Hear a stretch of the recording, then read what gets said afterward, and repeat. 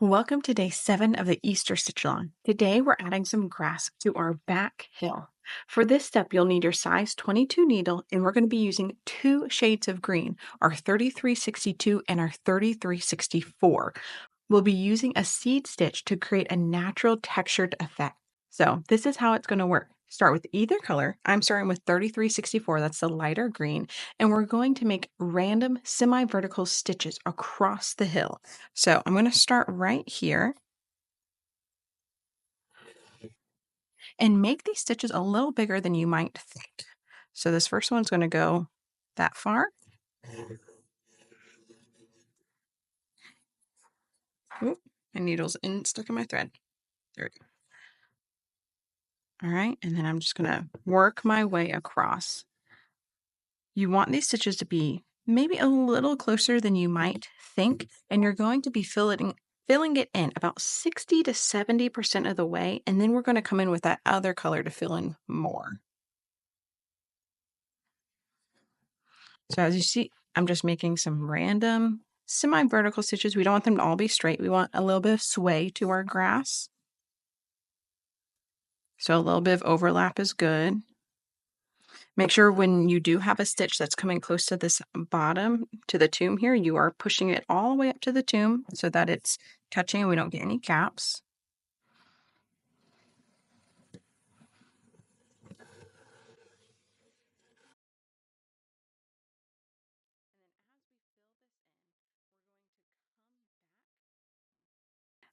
After we've filled this in about 60-70% of the way, probably a little closer to 70% of the way, we're then going to come back with that darker color and do the exact same thing, but this time filling in the gaps.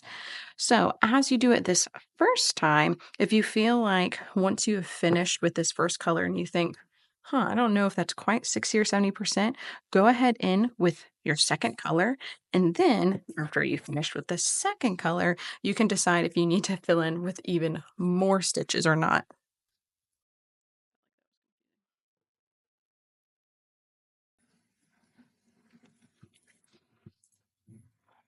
All right, so we're just going to continue making these random stitches, slightly different sizes, not creating any sort of pattern in any way, or at least trying to avoid creating any pattern. So I'm going to speed up the rest of this video, and then I'm going to come back with the second color and show you what it's like to fill in the second color.